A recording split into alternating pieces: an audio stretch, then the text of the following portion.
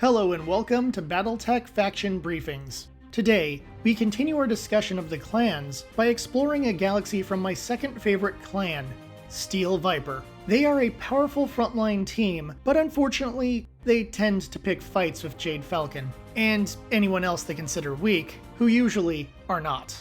They are called the Striking Serpent Galaxy, and they make terrible tactical decisions. Today we are discussing the Clan Steel Viper Gamma Galaxy.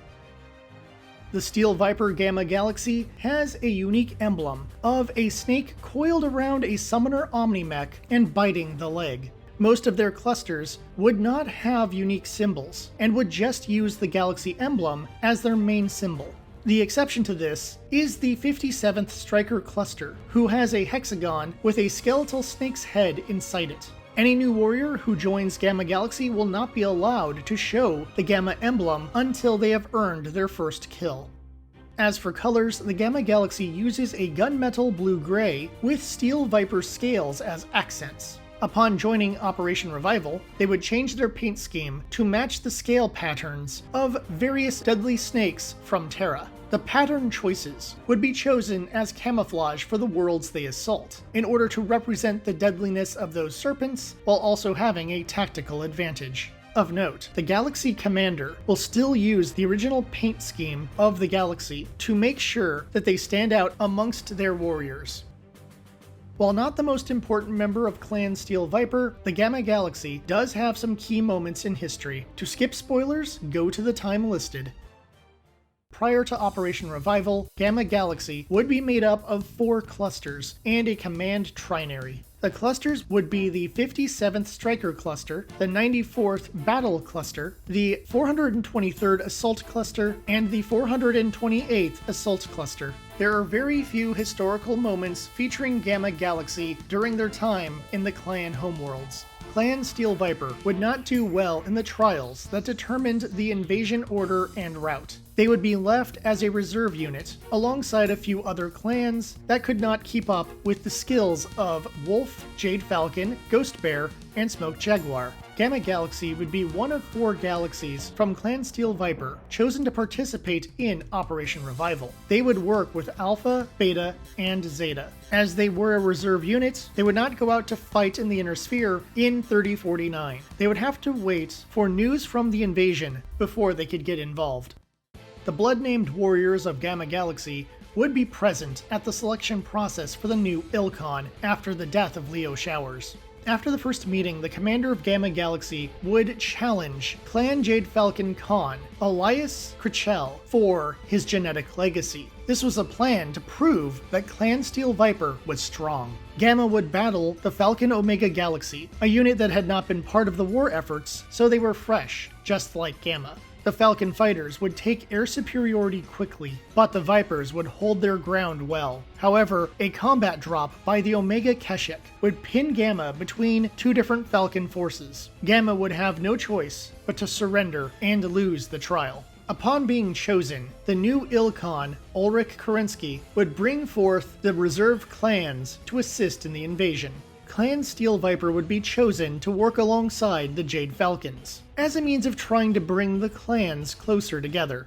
This would anger Clan Jade Falcon as they realized they would have to waste resources dealing with the Steel Vipers, who would try to capture their worlds. This would provide an unfair advantage to Clan Wolf and Clan Ghost Bear on the road to Terra. Upon entering the Inner Sphere, Clan Steel Viper would win the right to retake Twycross in the 5th wave of the invasion, due to the 94th Battle Cluster winning a trial of possession against the Jade Falcons. In November 3051, the 94th Battle Cluster, with the 423rd and 428th Assault Clusters, would use the Diabolus Storm to cover their landing before attacking the FedCom forces. The 2 Assault Clusters would use the Viper's Maw strategy to defeat the 10th Lyran Guards, while the 94th would battle the 9th FedCom RCT. The 9th FedCom fled, and the battle was over in a matter of hours. This would be the only notable fight for Gamma Galaxy prior to the Battle of Tukayyid.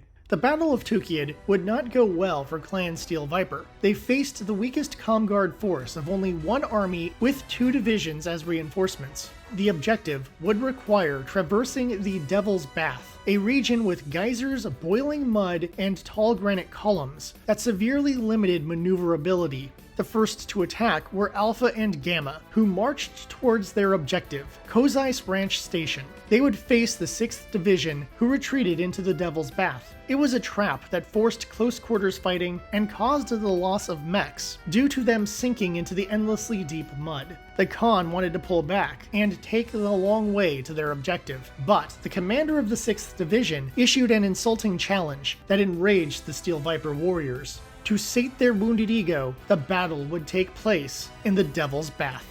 Alpha and Gamma would endure the Devil's Bath as they fought fiercely, but the 1st Division would hit their supply lines and put the Vipers in a tight spot. The 57th Striker would flank the 6th Division, cutting them off from their 78th Division allies. This would give Alpha an opening, and less than a company of the 6th Division would survive the onslaught. Meanwhile, the 423rd and 428th Assault would need to be rescued while fighting the 78th Division. They would survive thanks to the efforts of Zeta Galaxy arriving and driving off the Comguard forces. The combined might of Alpha, Zeta, and Gamma inflicted heavy damage to the 78th as they tried to pull out of the crossfire. The whole team would finally cross the Devil's Bath, just to find fresh Comguard divisions waiting. The 423rd and 428th would then battle the 321st and 401st Divisions, and would nearly be destroyed while holding the line. The redeployment of the 1st and 386th Divisions would ensure a Comguard victory. The Steel Viper forces pulled back and accepted their defeat. Later, their Khan would step down in shame. As for Gamma Galaxy, they would lose more than 60% of their total forces, and many of their clusters had lost a fair majority of their warriors. The 51st Battle Cluster would arrive in the Inner Sphere after the Battle of Tukayyid. They were originally with Delta Galaxy, but sent in to help rebuild Gamma Galaxy. Of the Gammas, the 57th Striker would rebuild first, and go out to prove themselves against the Jade Falcons. In July 3052, the 57th would attack Parakoila and take on the 5th Provisional Garrison. The Falcons saw the planet as having very little strategic value, and gave it up without a fight. However, the local resistance forces would give the 57th and later Garrison forces trouble for years. In April 3053, the 51st Battle were sent to Trell 1 in order to stop Jade Falcon raids from that world. When they arrived, they would find no opposition. However, they would be ambushed by the 8th Provisional Garrison. It would be a 4-day-long fight, and end with a Steel Viper victory, but at a high cost. They would remain on Trell 1 with the 94th Battle Cluster, who would be brought in to reinforce the world in 3054. Meanwhile, the 57th Striker, 423rd Assault, and 428th Assault remained on Twycross. In the late 3050s, the 94th Battle would attack Trinity to test the strength level of the Jade Falcons after they had fought Clan Wolf in the Refusal War. The 94th would defeat the Jade Falcon Solama unit stationed there. However, not long afterward, 2 fresh Falcon units would arrive to push the Vipers off the world. In 3060, Ivan St. Clair, commander of the 94th Battle Cluster, would be chosen as champion in a trial of grievance against Clan Jade Falcon.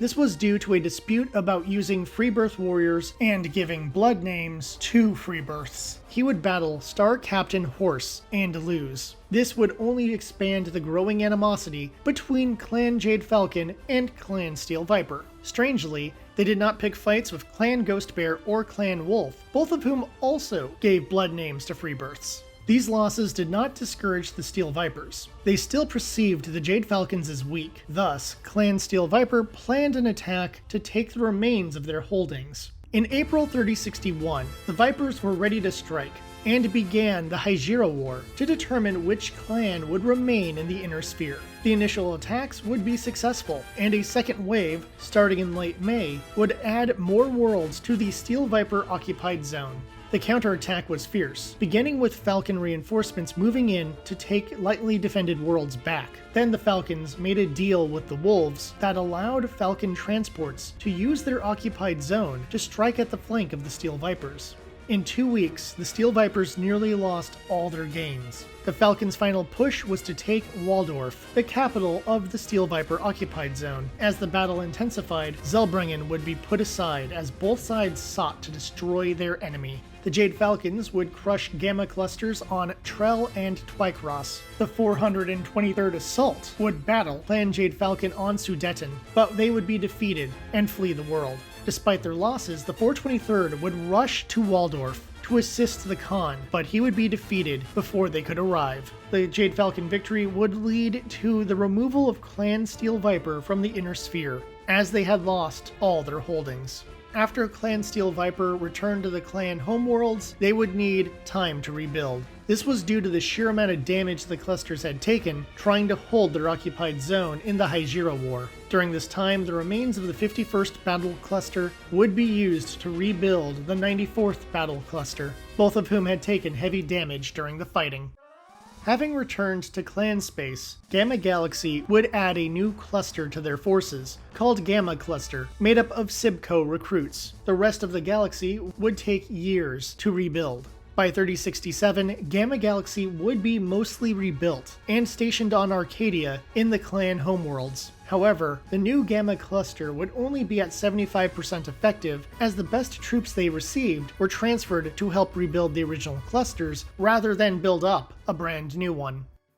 With their newly rebuilt strength, the 57th Striker would lose a trial of possession with Clan Blood Spirit over the Rock Protomech complex on Arcadia in 3069. This would mark the beginning of bad times for Gamma Galaxy. It was revealed in 3070 that Clan Diamond Shark was making trade deals with the Federated Commonwealth. This led to multiple clans attacking them. Gamma Galaxy was sent to the world of Babylon, but the Sharks would attack the Viper dropships as they arrived, costing the galaxy many soldiers and transport assets. This would only be the beginning of the questionable tactics of Clan Diamond Shark as they held their world. Gamma Galaxy would have to retreat, and they went to New Kent in order to recover after their difficult battle. In 3072, the 428th Assault would battle Clan Coyote on Launderhome. They would use a flanking attack and win, but they would take heavy damage in the fighting. Worse than that, they would discover that the population of the world had been experimented upon by the Clan Coyote scientist caste. This would be part of the evidence used in the eventual purge of the Coyote scientists. Clan Steel Viper would send 4 galaxies to Tokasha in 3074. They would demand a trial of possession from Clan Blood Spirit. Gamma Galaxy would overrun the Blood Spirit Omega Galaxy, which allowed Alpha Galaxy to push forward to the Blood Spirit HQ. In the fighting, Alpha would kill the Blood Spirit's Khan, but the 57th Striker and 94th Battle Clusters would both be destroyed in the operation. Once the world was secured, Gamma Galaxy was disbanded due to their losses. The 423rd and 428th would be transferred to Delta Galaxy. The fate of the Gamma Cluster is unknown, but it is very likely they were also wiped out while fighting on Tokasha. In December of the same year, Clan Steel Viper would conduct a large assault against Clan Coyote on Tamaron. It was a tough battle, as warships had to clear a path for the 6 galaxies worth of dropships to land. Delta Galaxy took control of the LZ. It would be a bloody battle, with 4 Coyote galaxies destroyed, but at the cost of 3 Viper galaxies, including Delta. This would be the end of the 423rd and 428th Assault clusters, the last vestige of Gamma Galaxy, bringing an end to Gamma not long before the end of Clan Steel Viper as a whole. If there was an award for making bad decisions, Clan Steel Viper would win several years in a row. Gamma was not a weak galaxy, but they tended to go up against opponents that they highly underestimated. If anything, Gamma Galaxy is a warning to not think you will win just because you trained hard. Good thinking is still required for victory. It may be surprising, but there are a few Rise Stars in Gamma Galaxy that are worth discussing. James Andrews. He would be the commander of Gamma Galaxy after Tukayyid. He would also preside over the Trial of Judgment on Star Captain Dawn after her unit was destroyed. He would lead the team in many battles in the Inner Sphere and later the fights in the clan homeworlds. He did his best to try to hold his galaxy together despite their many losses. After they were defeated by the dishonorable Clan Diamond Shark, he would accept his punishment and be replaced as the Galaxy Commander. Robert Grimani. He was the commander of the 57th during Operation Revival. He was a tenacious leader, and he was able to maintain the reputation of the 57th even after they had suffered some losses. He kept his cluster together even as the Steel Vipers were exiled. He would die with his unit during the Wars of Reaving on Tokasha. Ivan Sinclair. The commander of the 94th, who saw them through Operation Revival. He was a skilled leader who brought his team several victories. He even was the advocate for Star Captain Dawn when she was on trial after her unit was destroyed in 3057. He was the champion in a trial of grievance against Jade Falcon over blood names being given to freebirths. He lost to Star Captain Horse and accidentally killed civilians as his mech fell. This would lead to a fistfight with Horse that he would also lose. He would again battle his rival on Waldorf and lose again. He would die during the Wars of Reaving on Tokasha. He piloted a Stormcrow Ryoken. Ulrisa Stoklos. She was given the task of rebuilding the 423rd Assault Cluster after Tukayyid, when they had taken nearly 90% losses. She was also the one to approve of Twycross as a battlefield in the Refusal War. Even after her unit's defeat at Sudeten in the Hegira War, she would rush to the aid of her Khan. In the clan homeworlds, she would once again rebuild her unit, but sadly, she would die with her troops during the Wars of Reaving. Greg Matthews. The commander of the 51st Battle Cluster when they joined Gamma Galaxy. He would lead them in several battles. When his unit was disbanded after the Hegira War, it seems he gained a position of leadership in the 94th Battle Cluster. He would meet his death during the Wars of Reaving. Like all clans, the galaxies of Steel Viper use clan tech units. Due to their noted dislike for freebirth warriors and limited interaction with Innersphere armies, they do not use Innersphere tech. However, they do have some clan Jade Falcon and some clan Coyote mechs in their formations. The majority of the clusters in Gamma Galaxy used the same formation. This would include a command star with 4 trinaries of mechs and a trinary of fighters. Gamma Cluster would have trouble getting to full strength, and did not feature the same formation as the other noted members of their galaxy. Each cluster did have a nickname that helped set them apart from their brother units. The 57th Striker would be the Fangs of Death. The 94th Battle would be known as the Cottonmouths. The 423rd Assault were called Gamma's Pride. The 428th were called the Striking Serpents. The 51st Battle were called the Silent Strikers, but Gamma Cluster never got a nickname. The forces of Gamma Galaxy primarily use the Viper's Maw strategy. The Viper's Maw is a traditional tactic for the Steel Vipers. It uses 2 trinary-sized columns, both attacking at the same time, but at different locations. Upon breaching enemy defenses, the elementals would attack. In the chaos, a heavy attack force would then move in to fully entrap the enemy. Due to the reliance on the tactic, they had trained their warriors to focus on teamwork and timing. This maneuver was very successful in many of their battles, especially when multiple clusters were deployed together. It is notable that at the Battle of Tukayyid, their tactic would fail, as the Comm Guard were prepared for it, and used the terrain to ensure the Vipers wouldn't be able to trap them. Gamma had full transport until they were defeated in the Hegira War, and then later lost even more dropships fighting during the Wars of Reaving. While they do not have the best reputation, there are still some great warriors amongst their number, and hopefully some of them became bondsmen who could maintain the legacy of Clan Steel Viper even after the clan was no more. It is surprising that there are fictional references to Gamma Galaxy. This includes some of their officers having a key role in the beginning of Star-Lord. Beyond that, there aren't many source books that focus on Gamma Galaxy due to their lack of historical importance. However, they are still noted on many TO&E tables and have some historical notes in several source books. I'll be honest, I chose this unit because I liked the emblem. It wasn't until I did the research that I realized that Gamma Galaxy is perhaps the worst representation of Clan Steel Viper. That being said, I am glad I covered them. Most people want to focus on the galaxies that have great victories or show up at important historical events. However, this time, it was a group of overconfident underdogs who thought they could take down Clan Jade Falcon that got the spotlight. Something I will probably never say again.